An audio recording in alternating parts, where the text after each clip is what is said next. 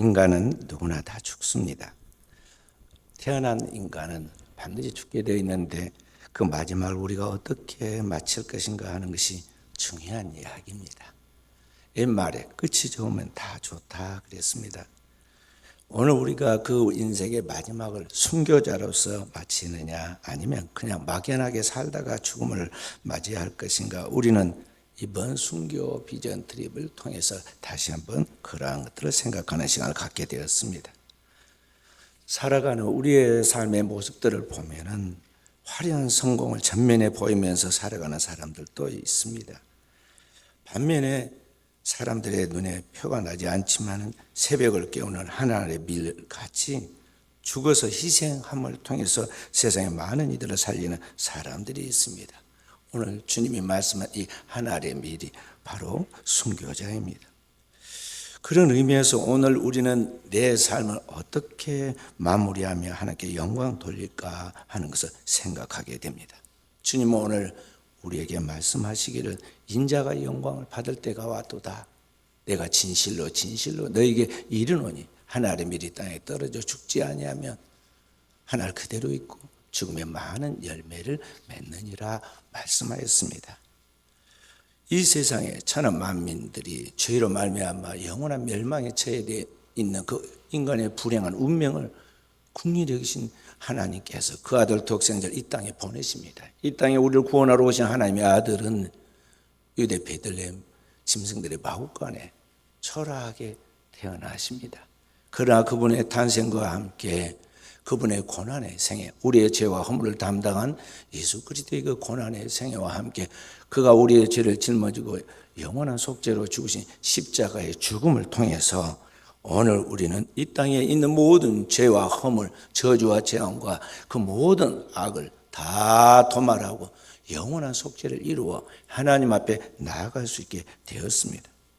오늘 그리스도의 영원한 속죄를 통해서 우리가 하나님 나라의 영원한 생명과 부활을 얻도록 하였는데 바로 그 하나님의 밀이 누구냐? 예수 그리스도이십니다. 그 단 한 분의 희생을 통해서 천하 만민이 그 믿음으로 영원한 천국에 영생할 수 있도록 길과 진리와 생명이 되어 주셨다 하는 것입니다. 그래서 오늘 우리를 위하여 모든 것을 다 희생하고 그 영원한 생명을 우리에게 주신 예수 그리스도께서 우리에게 요청을 하고 있습니다. 너희도 단 한 번뿐인 그 인생을 살아갈 때 세상에 많은 사람들이 살아가는 그 수많은 화려한 길, 세상 사람들이 꿈꾸는 그 성공에 거기에 집중하지 말고 가장 가치 있는 영원한 하나님의 나라인 이 천국의 길로 주님이 앞서 걸어가신 그 십자가의 길을 따라오라고 명령하고 있다는 것입니다. 주님 마태복음 16장 24절에 이렇게 말씀하고 있습니다. 함께 예수께서 제자들에게 이르시되 누구든지 나를 따라오려거든 자기를 부인하고 자기 십자가를 지고 나를 따를 것이니라 그랬습니다. 그리스도인은 그리스도를 따르는 사람들입니다. 오늘 우리 성도들이 이 세상을 살아갈 때 세상의 가치관을 따라서 세상에 있는 화려한 것을 쫓아서 거기에 목표를 두고 살아가는 삶은 후회된다는 것이죠. 그렇기 때문에 그리스도인들은 주님을 따라갈 때 자기를 부인하고 오늘 우리가 살아가는 세상적인 그리고 육체적이고 정욕적인 가치관을 따라 살아가려고 하는 우리 자신에 대하여 셀프 디나이얼, 자기를 부인하라는 것입니다. 그리고 우리의 길과 진리와 생명이신 예수 그리스도가 하나님의 밀이 되어 우리 가운데 보이신 그 십자가의 희생을 본받아 오늘 주님이 걸어간 그 십자가의 길을 우리도 자기 십자가를 지고 따라오라고 주께서 말씀하셨다는 것입니다. 그런 의미에서 볼 때 사랑하는 교회 성도 여러분, 여러분과 제가 오늘 내가 어떤 길을 걸어가고 있는가, 우리는 종종 자기 자신을 돌아보고 성령의 조명하심을 따라 내가 어떤 삶을 살아가고 있는가, 어떤 생각 속에서 어떤 마음가짐으로 어떤 것들을 마음에 품고 오늘을 살아가고 있는가, 우리는 우리 자신을 돌아보아야겠습니다. 이번 우리 교회 학교와 함께 순교 비전 트립을 10년째 같이 다녀오면서 우리는 우리 앞서 우리에게 복음을 전해주기 위하여 이 땅에 와서 희생하신 우리 선교사들의 그 모든 흔적들을 살펴보았습니다.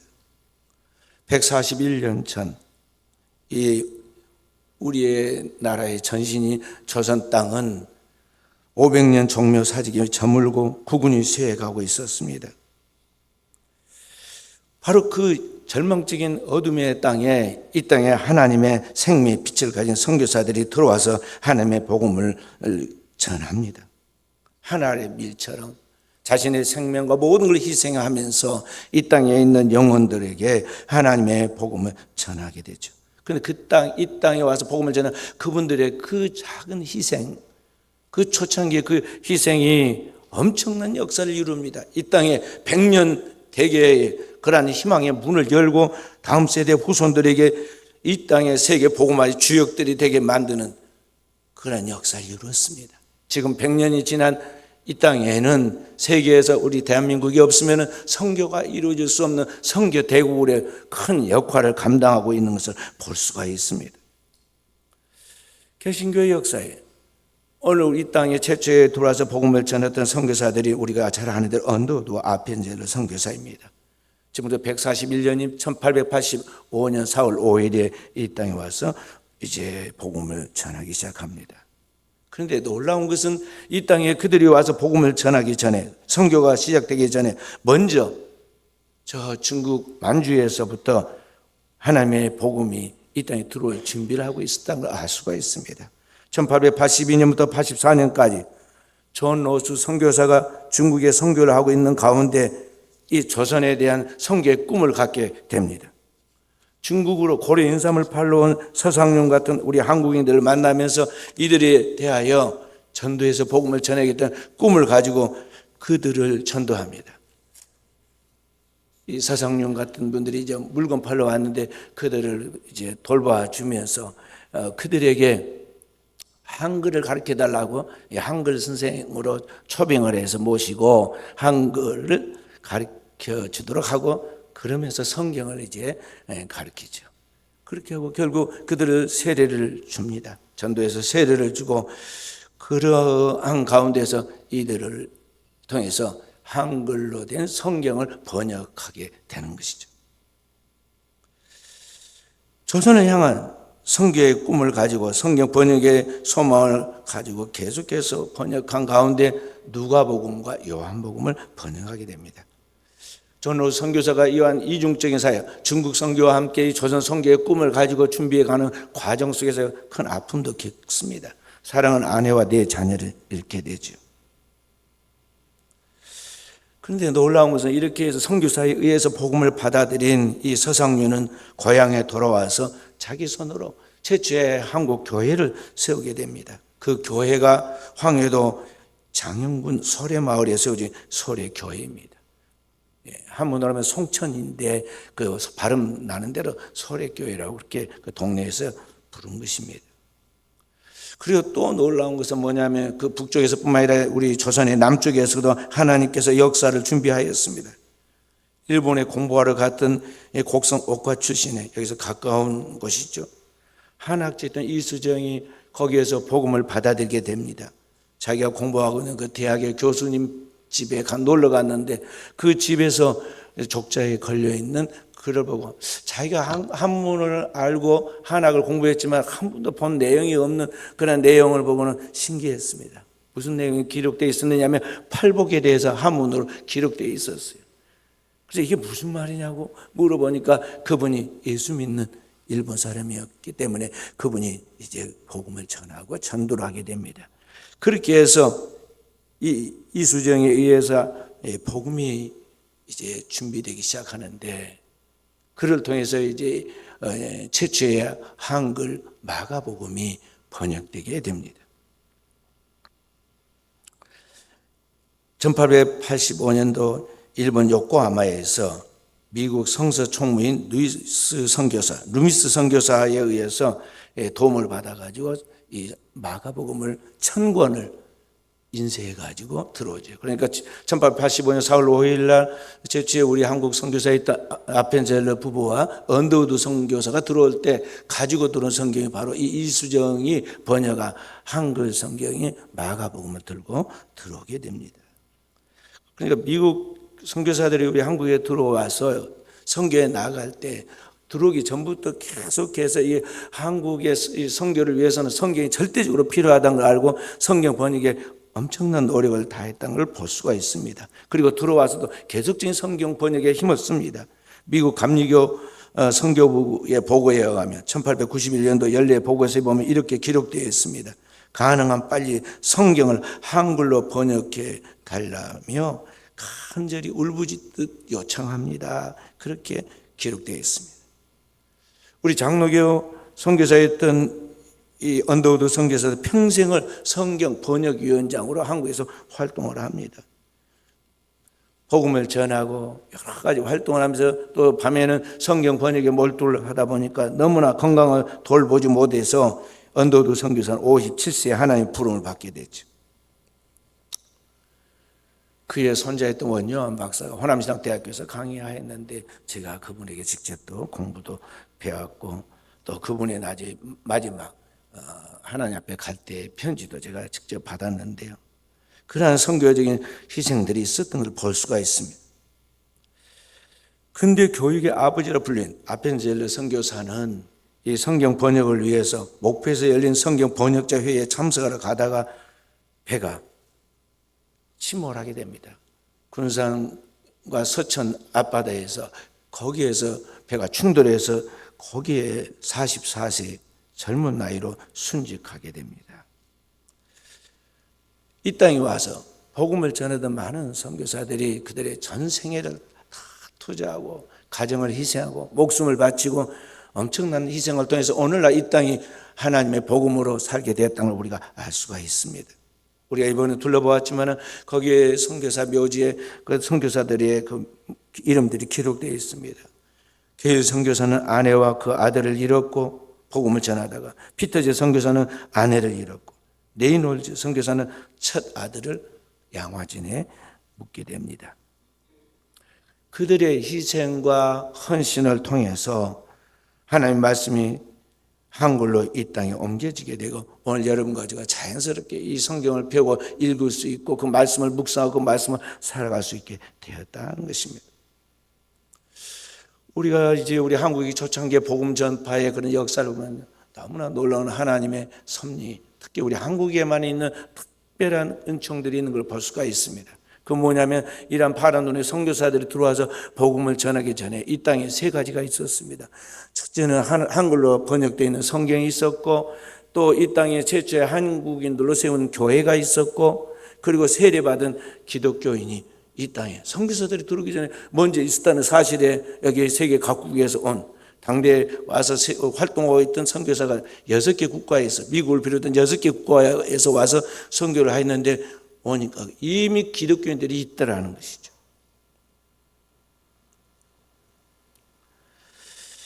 그래서 이곳에 놀라운 하나님의 섭리가 있는 줄 알고 꿈을 가지고 선교하게 됩니다. 우리가 이분들에 대해 좀 더 살펴보면 더 놀라는 것들이 있습니다. 여기 와서 선교하는 그 분들은 그냥 보통 분들이 아니었다는 것이죠. 제가 신학교 다닐 때 그때 옛날 어른들이 뭐라고 이야기했냐면 동네 사람들이 너 공부 못하니까 신학교나 가라 그랬습니다. 그러니까 뭐 학교도 대학교도 못 가고 또 뭐 안 되면 너는 그냥 신학교나 가라 그런 말들을 했던 시대가 있거든요. 물론 이제 그때는 초창기 이야기지만요. 나중에 우리 장신대 신대원은 15대 1로 막 경쟁을 갖고 그랬습니다만은 하여간 그런 시대도 있었어요. 그런데 우리나라에 초창기 들어와서 활동했던 선교사들은 대단한 실력을 가진 분들이었다는 것이죠. 뛰어난 엘리트들이었어요. 그들이 다니는 학교에서 최고의 실력을 인정받아서 교수님들이 그 학생들에게 대학원 장학금을 다 주어서 다음에 교수 자리를 보장해 줄 테니까 학교에 남으라고 한국하게 요청을 했지만 그들은 그것을 뿌리치고 하나님 부름받은 소명을 따라 이 땅에 이 미지의 어두운 조선 땅에 복음을 전하러 왔다는 것이죠. 얼마나 실력이 있는 걸 볼 수 있는데 고대에 보면은 이 성경이 이 헬라어로 되어 있는 성경, 히브리어로 되어 있는 성경이 나중에 번역될 때 로마 시대는 라틴어로 번역되고 라틴어로 번역된 그 성경을 나중에 이제 시대가 한참 바뀐 다음에 영국 같은 데는 킹 제임스 버전으로 번역하거든요. 그런데 우리나라가 최초의 성경 번역된 성경들은 영어에서 이걸 다시 또 번역한 게 아닙니다. 구약성 히브리어를 원전 그대로 가지고 원서를 우리 최초의 선교사들이 번역했고, 헬라어로 된 이 성경도 그리스어를 그대로 그 원전 그대로 번역해 가지고 우리나라에 가져왔어요. 그래서 영어 성경과 비교해 보면요, 우리 성경이 더 훨씬 더 번역이 잘 되어 있었던 것을 볼 수가 있습니다. 바로 그들은 최고의 두뇌를 가지고 있음에도 불구하고 오늘 이 조선 땅에 이 미개한 문화 속에서 살아가고 있는, 문명 속에 살아가고 있는 이 영혼들을 심신을 돌보려 모진 애를 썼다는 것이죠. 더욱 놀라운 것은 이 선교사들이 한국에서 복음을 전하면서 이 땅의 이 발달되지 못한 문명과 문화의 속에서 열악한 위생 상태를 바라보고 이들을 살리기 위해서 병원을 세웁니다. 그래서 대다수 들어온 선교사들이 선교사이면서 의사였습니다. 서울에는 1885년에 제중원과 정동병원이 세워지고 1892년에는 원산에 구세병원을 세웁니다. 1897년에는 전주 야수병원을 세우고 지금 전주의 예수병원이 그 병원이죠. 1899년에는 대구의 제중원 병원이 세워집니다. 작년에 우리가 학생들이랑 다녀왔죠. 1904년에는 세브란스 병원을 세웠고 이것이 훗날 평양의 연희전문학교와 합해서 연세대학교가 됩니다. 1910년에는 그러니까 복음이 이 땅에 들어와서 선교사들이 활동하고 꼭 25년이 지난 다음에는 전국의 26개 지역에 29곳의 선교병원이 설립됩니다. 놀라운 것은 그처럼 사람 대접을 받지 못한 이 조선의 여인들을 위하여서 1887년, 그러니까 복음이 들어온 지 만 3년 만에 최초의 여성병원이 보군여관이라는 병원이 이화 학당 안에 세워지게 되죠. 복음을 전하면서 그들은 이 열악한 환경 속에서 고통받는 사람들을 부지런히 복음과 함께 그의 육신을 치유해 줍니다. 그래서 의사였던 스크린턴 선교사에 이어서 로제트 홀 선교사가 들어와서 1890년에 복음을 전하면서 아픈 환자들을 치료해 줍니다. 로제트 홀 선교사는 남편 윌리엄 선교사와 함께 들어와서 선교하면서 환자들을 치료하게 되는데 그 남편이 3년 만에 세상을 떠나게 됩니다. 그런데도 포기하지 않고 그 아들과 함께, 아버지 부부와 함께 그 아들 부부가 계속해서 들어와서 이 땅에 있는 사람들에게 복음을 전하고 그들의 병든 육신을 돌보는 것을 볼 수가 있습니다. 그런 가운데 이 땅에 있는 사람들을 돌보기 위해서 그들이 희생하는 그런 가운데 이 뛰어난 인자들이 조선 땅에서 죽게 됩니다. 풍토가 맞지 않으니까 조선에 있는 여러 풍토병으로 인해서 많은 인재들이 요절하게 되죠. 우리 호남 지역의 복음 전파를 위해서도 5개의 선교부가 형성되었는데 그 마지막 선교부가 순천 선교부입니다. 가장 완벽한 선교 틀을 유지했죠. 학교, 병원, 교회, 그리고 선교사들이 휴양할 수 있는 휴양지까지 만들었어요. 여수 애양원 병원까지 이 5가지를 잘 구상을 해서 선교의 모델이 되었는데요. 지금 구례 지리산 밑에 가면은 거기 지리산에 가면은 그 토지에서부터 올라가면 거기 왕시르봉이라는 곳이 있어요. 그 왕시르봉 보면 선교사 그러한 그 휴양지가 있고 저도 거기 가봤는데요.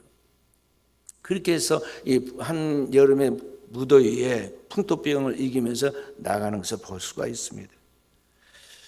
그들이 이 땅에 와서 복음을 전하고 하나님께 기도 많이 했는데도 불구하고 그들 많이 희생했습니다. 우리를 위해서. 그들의 아내와 자녀들이 희생되었어요. 우리가 이번에 가서 보았을 때 양화진 선교사 묘지에 잘 자란 비석들이 많이 있었죠. 그 잘 자란 비석들이 뭐냐면 그 선교사의 자녀들입니다.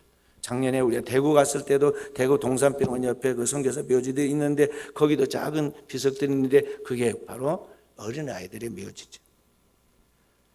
자녀를 잃은 그 아픔, 가족을 잃은 그러한 고통이 엄청나게 컸을 것인데도 불구하고 그들은 포기하지 않고 이 조선에 있는 영혼들을 살리려고 계속해서 전도하면서 최선을 다하여 이 땅에 있는 영혼들을 돌봤다 하는 것입니다.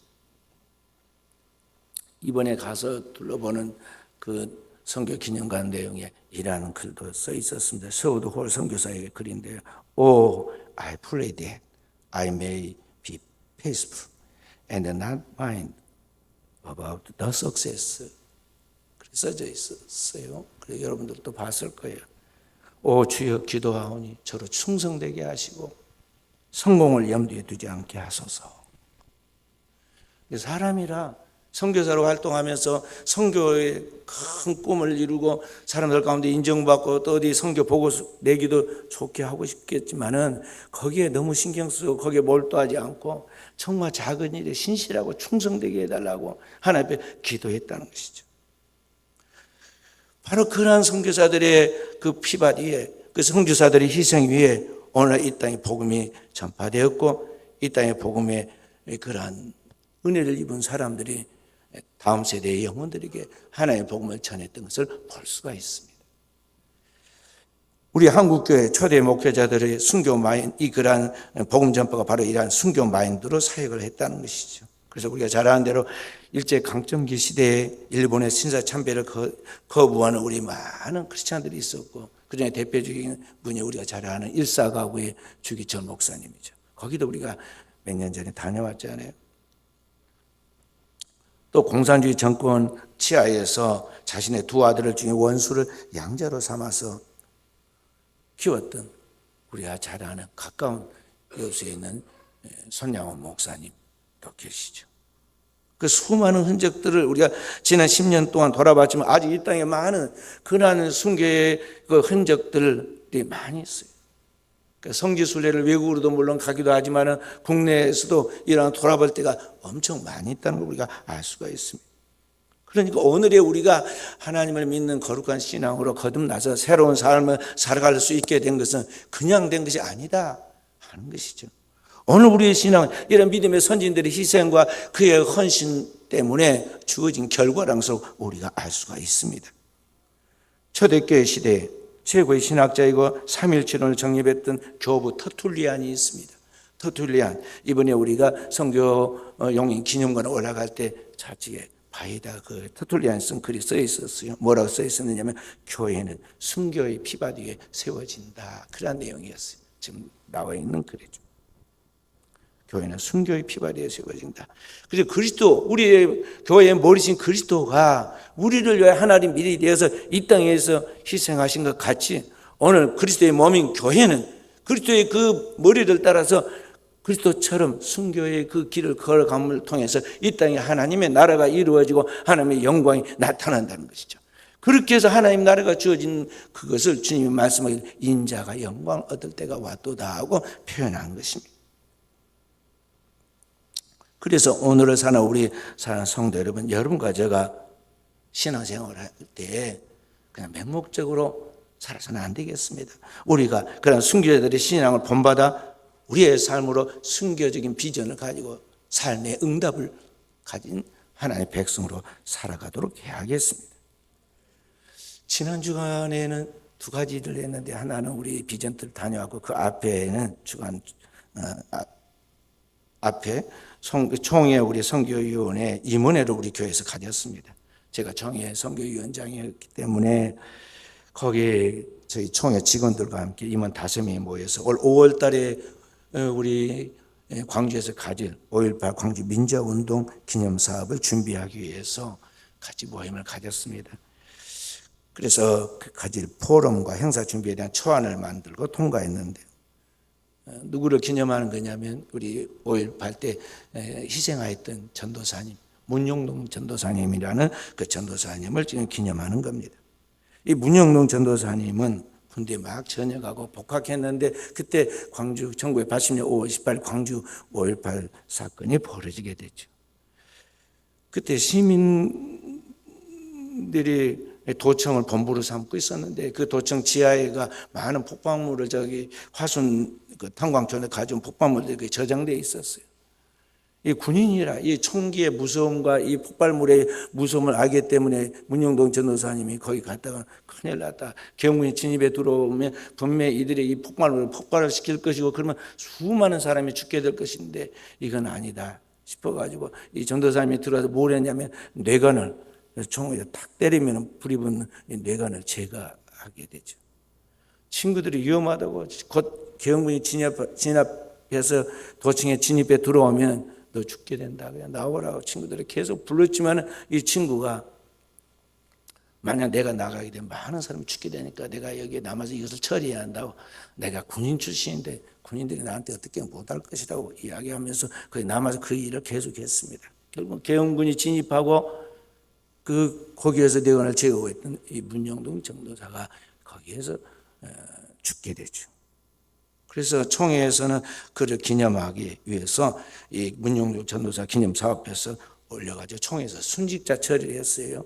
그런데 이제 그를 단순한 순직자가 아니라 많은 사람을 살기 위해서 자기를 희생한 것이기 때문에 우리가 이 전도사님에 대해서 순교자로 처리하겠다 해서 110회기 총회 사회선교위원장인 제가 이제 중심이 되어 가지고 이번에 순교자로 처리하려고 총회에 지금 추수하고 있습니다. 그리고 그러한 준비 작업으로 포럼과 함께 또 이제 그 사업 준비를 하고 있는 거죠. 그걸 하고 있으면서 제가 마음속에 참 마음에 인생의 삶이란 그냥 되는 것이 아니구나. 굉장히 아이러니한 그런 걸 느꼈어요. 왜냐하면 같은 동시대 같은 지역에서 함께 동문 수학을 했던 우리 같은 신학생입니다. 1년 선후배였는데 그분은 군대에서 복학해서 돌아왔고 나는 그 시대에 군대를 갔습니다. 그는 계엄군들의 진입에 맞서서 그 피해를 보지 않기 위해서 그 일을 하고 있었고 저는 누구였느냐면 그때 그 계엄군으로 왔던 24단에서 양평에서 훈련을 받고 있었어요. 그렇게 해서 제가 지금 그때 훈련시킬 때 그 장면입니다. 사진이 있어서 지금 보였는데 그런데 우리 그분은 생명을 살리려고 그 희생하고 있고 저는 공교롭게도 그 계엄군으로 있는 그 부대 24단에 거기에 소속돼 있었거든요. 우리 전라도 사람들은 빼고 거기서 훈련을 받아 영평 24단에서 오후가 되면 이제 진압 훈련을 합니다. 탁 대열을 서가지고 진용을 짜서 충성, 야 그렇게 하면서 진압 훈련을 시켜요. 그리고는 차 태워가지고 보냅니다. 전라도 사람들은 빼고 딱 보내면 갔다 온 사람들 보고 새로운 신입 그 군인들의 전라도 출신의 이야기를 들으면서 충격적인 그런 것들을 보고받았죠.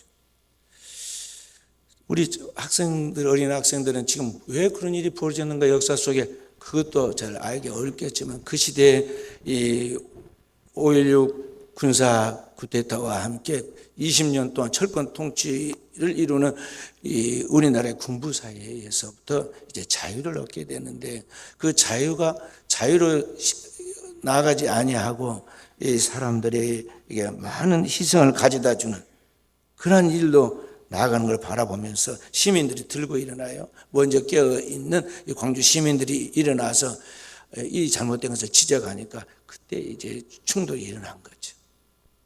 그렇게 해서 광주 5.18 민주화 운동이 일어나게 되어서 많은 희생이 따르게 된 것입니다.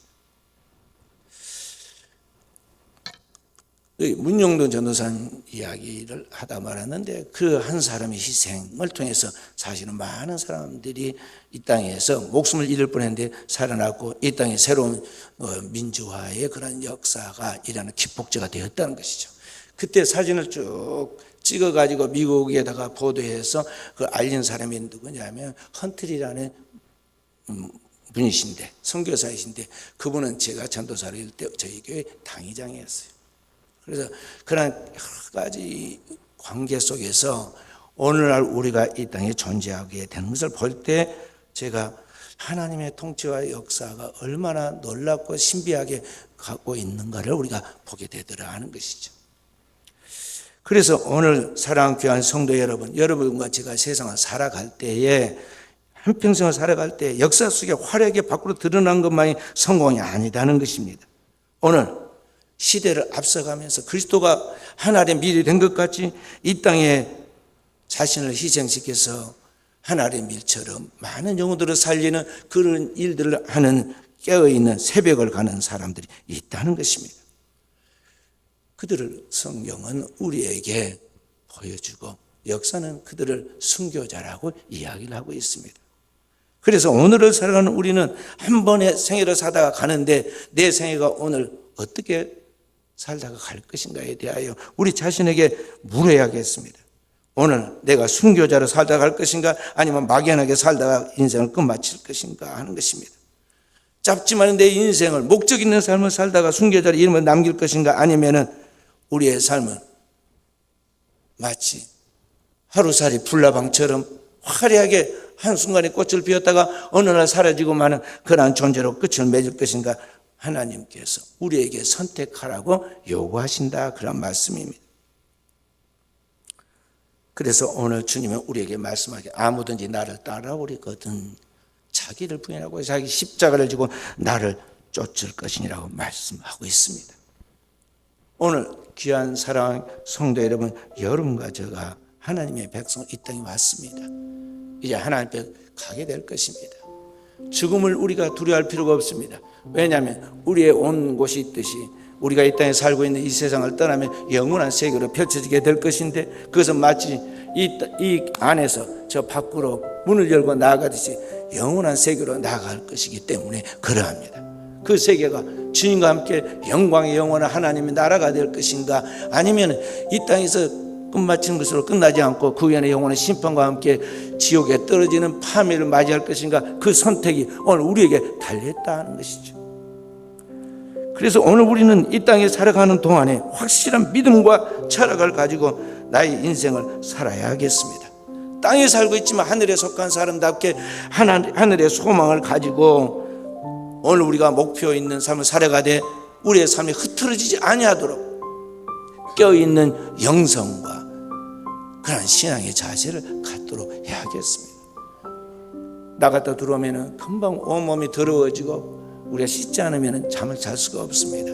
우리가 깨끗하고 바르게 산 것 같지만 사실은 우리의 삶이 너무나 추하고 우리 마음가짐이라든 생각이라든 그런 것들이 하나님 보실 때 너무나 부끄러운 것들이 많습니다. 우리는 매 주일마다 하나님 앞에 나와서 예배 드릴 때 하나님께 드리는 예배를 통해서 성령 안에서 교회들에게 주시는 하나님 말씀을 들으면서 오늘 우리는 우리 자신의 실체를 발견하게 됩니다. 세속적인 때와 부정한 우리의 모든 감정들, 그런 것들을 가지고 우리가 하나님 앞에 갈 수는 없습니다. 날마다 그리스도께서 우리를 위하여 희생하신 그 십자가의 희생의 보혈의 공로를 통해서 우리가 정결하게 씻임을 받아야겠고, 우리의 영혼까지 성령으로 새롭게 되어서 신령한 영의 사람으로 거듭나는 주의 백성들이 되어야겠습니다. 그래서 주님께서 앞서 그 길을 걸어가신 것 같이 오늘도 우리는 그 길을 걸어야겠고, 오늘 우리의 믿음을 따라가는 그 믿음의 후손들이 우리 자신뿐만 아니라 다음 세대로, 그리고 우리 민족뿐만 아니라 이제는 이 민족의 통일과 함께 아시아와 세계까지 그 복음을 전하고 나가는 깨어있는 종들로 하나님 앞에 영광을 돌리도록 오늘 여러분과 제가 하나님 앞에 깨어있는 거룩한 삶의 주인공들이 되어져야겠습니다. 그 축복이 오늘 우리의 사는 모든 성도들이 있어지기를 주님의 이름으로 축원드립니다.